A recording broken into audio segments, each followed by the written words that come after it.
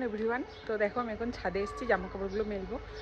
আজকে স্নান করতে করতে দেরি হয়ে গেছে, তো এটাও ধুয়ে দিয়েছিলাম কমফোর্টারটা। চলো জামা কাপড়গুলো মেলে নিই।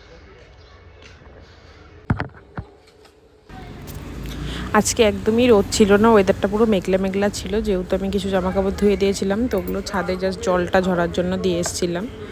তো আজকে রোদই উঠেনি সারাদিন। তো তারপরে দেখো আমার সব জামা কাপড় এখানে মেলা হয়ে গেছে।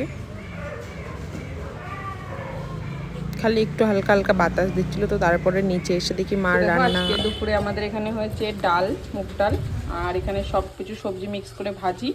এখানে চাল কুমড়ো বড়ি দিয়ে, আর এখানে পনির হচ্ছে, আর এই যে ভাত।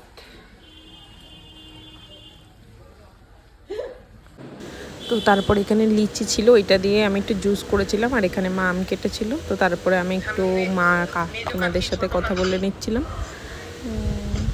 তো ভালো লাগলে লাইক কমেন্ট অ্যান্ড একটা শেয়ার করে দিও। যারা যারা সাবস্ক্রাইব করোনি অবশ্যই সাবস্ক্রাইব করে দিও। কিছু নেই।